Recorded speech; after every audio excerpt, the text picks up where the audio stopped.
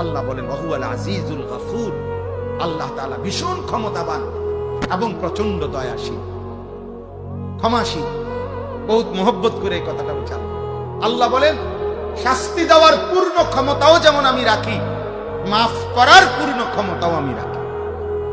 চাইলে আমি শাস্তিও দিতে পারবো পূর্ণ, চাইলে আমি মাফও করে দিতে পারি। সুবহানাল্লাহ। তুমি হতাশ হইও না, তুমি নিরাশ হইও না, আবার গাদ্দারিও করো, আমার লগে কুলে টাপতা না, আবার মাফ চাইলে আমি মাফও করি। তুমি ফিরে আসো, এক ফোঁটা চোখের পানি ফেলো, রাত গভীরে আমারে শুধু বলো তোমার 90 বছরের গুনাহ আমি একসাথে মাফ করি, 70 বছরের গুনাহ একসাথে, আসমান ছোঁয়া গুনাহ আমি একাই মাফ করে দেবো, কেউ ডাকবে না, কাউরে ডাকবো না, কাউরে বলবো, আমার কাছে বলবা তুমি, আমি মাফ করবো। বলে উবালি, আমি পরোয়া করবো না, বান্দা, আমি লজ্জা দেব না, আমি কাউরে শোনাবো না, আমি সমাজের কাউরে ডাকবো না, কাউরে জানাবো না, তুমি বলবা আমার একাকী, আমি মাফও করে দেবো একা।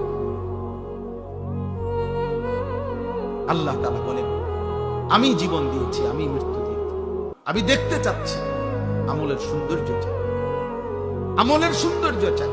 তোমরা ছেলেরা, বাবা, বয়স্ক বাপ, নওজোয়ান ছেলে, আল্লাহর দিকে ফিরো, আল্লাহর দিকে ফিরো, আল্লাহর দিকে ফিরো, আল্লাহর দিকে ফিরো, আল্লাহর দিকে ফিরো, জাহান্নাম থেকে বাঁচো, নিজের উপরে দয়া করো। রমজান পরবর্তী জীবন এত বড় গাদ্দারি করা, বেনামাজি হওয়া উচিত না, ঠিক হবে না ভাই। আল্লাযী খালাকা সাবআ সামাওয়াতিন তিবাকা, আল্লাহ তাআলা বলেন আমার একটু শক্তি আমি দেখাই, তো আল্লাহ বলেন একটা নমুনা দেখো, আমি আল্লাহ স্তরে স্তরে 7টি আসমান আমি বানাইছি।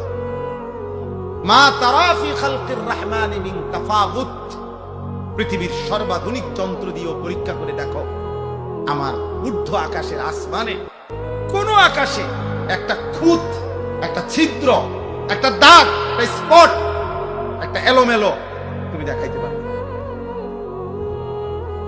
ফারজিল বাসারা হাল তারা মিন ফুতুর, আল্লাহ বলেন একবার দেখছো, না না আবার দেখো, আবার দেখো তো বান্দা, দেখো না আমার আসমানে কোন খুঁত পাও কি,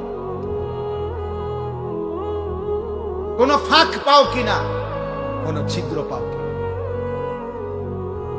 সুম্মারজিল বাসারা কাররাতাইনি ইয়ানকালিব ইলাইকাল বাসারু খাসিআন ওয়া হুয়া হাসীর, আল্লাহ বলে এভাবে দুইবার না, বরং বারবারও যদি তুমি তালাশ করো, চোখ ফিরাও আসমানের দিকে, প্রতিবারই তোমার চোখ ফিরে আসবে ব্যর্থ হয়ে, প্রতিবারই তোমার চোখ ক্লান্ত হয়ে যাবে, কিন্তু আমি আল্লাহর কুদরতের মধ্যে এক যাররা কোন খুঁত, কোন ত্রুটি বিচ্যুতি তুমি প্রমাণ করতে পারবে না। সুবহানাল্লাহ, এত বড় মালিক আল্লাহ। ইন্না যায়্যানাস সামাআদ দুনিয়া বিমাসাবিহা, আল্লাহ তাআলা বলেন প্রথম আসমানের নিচে, এই আসমানের তলদেশটা আমি আল্লাহ তাআলা কোটি কোটি তারকারাজির আলো দিয়ে আমি সাজিয়ে দিয়েছি। ওয়াজআলনাহা রুজুমান লিশ-শায়াতিন, এবং এমন তারকাও রাখছি দুষ্ট শয়তান আমার প্রথম আসমানের কাছে ফেরেশতাদের কথোপকথন শুনবার জন্য যদি আসে, তো তারা ছুটে গিয়ে তাদেরকে তাড়িয়ে দেয়, এমন শক্তিশালী ব্যবস্থাপনা, রাডার সিস্টেম আমি আল্লাহ তাআলা তৈরি করে রেখেছি। ওয়া আ'তাদনা লাহুম আযাবাস সাঈর, আর দুষ্ট শয়তান তাদের জন্য আমি আল্লাহ জ্বলন্ত আগুনের শাস্তি, জাহান্নামের আযাব নির্ধারণ করে রেখেছি। তাইলে বাপ, অর্থ হইল এই কথা আমার শেষ। 1 নম্বর কথা হইল, আমি প্রথম যে কথাটা বলতে চাইছি, রমজান পরবর্তী জীবনে আমরা যারা বেঁচে আছি, আমাদের আল্লাহর নাফরমানি করা একদম আগের মতো গুনাহ, যে যেমন ছিলাম, কেউ বিড়ি খাইতাম তো বিড়িয়ে খান, কেউ গালিগালাজ করতেন গালিগালাজি করতেছেন, কেউ নারী দেখো, ছবি দেখো, আব্বা তুমি এমনই রয়ে গেলাম, কেউ 5 ওয়াক্ত নামাজ পড়তা না, আগেও এখনো না, কেউ ফজরের নামাজ কোনোদিনও পড়ো না, আজও না, যে বোন যে মা বেপর্দা তিনি এখনো বেপর্দা, এমন গাদ্দারি উচিত না, এটা ঠিক না। এটা কি শেষ হয়ে যাবে হায়াত, সুখেরও দুঃখেরও, আনুগত্য অবাধ্য। মৃত্যু ফেরাউনেরও হইছে, মৃত্যু মুসা আলাইহিস সালামেরও হইছে, হইছে না? মৃত্যু নমরুদেরও হইছে, মৃত্যু ইব্রাহিম আলাইহিস সালামেরও। কাজে অনুগত অবাধ্য আমাদের সকলেরই কি হবে, এটা সুনিশ্চিত বিষয়। অতএব দয়া করে এটা প্রথম বিষয়। আর দ্বিতীয় বিষয় হলো আল্লাহ তাআলা আমাদেরকে এই বেঁচে থাকার আমাদের যে আয়োজন আল্লাহ দিছেন, আমাদেরকে জীবনের যত আয়োজন দিছেন সবকিছু আখিরাতের প্রস্তুতি। কিসের জন্য? আখিরাতের প্রস্তুতি, আখিরাতের জন্য।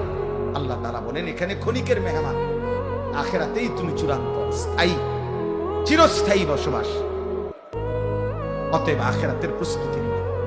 সর্বশেষ কথা হলো আল্লাহ বলেন গোটা কায়নাত, এই আসমান আমি সাজাইছি, আমার সৃষ্টিতে যেদিকেই তাকাও তুমি এক বিন্দু খুঁত ত্রুটি পাবা না। কাজে এর থেকেই তুমি আন্দাজ করো আমি আল্লাহ তাআলা আহসানুল খালিকিন, সুনিপুণ কারিগর, আমি পূর্ণ ক্ষমতাবান, আমি আজিজ, আমি গফুর, মানে আমি শাস্তি দিতেও যেমন সক্ষম, মাফ করতেও সক্ষম। কাজে তুমি কোন দিক দিয়ে আমার থেকে ছুটতে পারতা না। নাফরমানি করবা, কবরে আসবা, আমি পূর্ণ শাস্তি দেব। চোখের পানি ফেলে কবরে আসবা, পূর্ণ মাফ করে জান্নাত দাও। তুমি ফয়সালা করো বান্দা, আমি দুনো দিকেই পূর্ণ ক্ষমতা, মাফও যেমন করতে পারি, শাস্তিও তেমন দিতে। আল্লাহ আমাদেরকে মাফ করুন। আমার প্রিয় ছাত্র সিয়াম, ও আমার মাদ্রাসায় পড়তো, তার সব সময় আবদার থাকে রোজার পরে এই মাহফিলটার বিষয় নিয়ে সব সময় আমারে বলে। গত বছরও এটার ডেট ছিল, কিন্তু ঈদের পর দিন হইল না, ঈদের দিন কি যেন ডেট ম্যাচ লাগিয়ে গেছিল, যার কারণে আমি গতবারে বয়ান করতে পারিনি। আলহামদুলিল্লাহ আজকে এটুকু বলা হইল। ইনশাআল্লাহ হযরত মাওলানা মুফতি মাহদী হাসান সাহেব তিনি কথা বলবেন।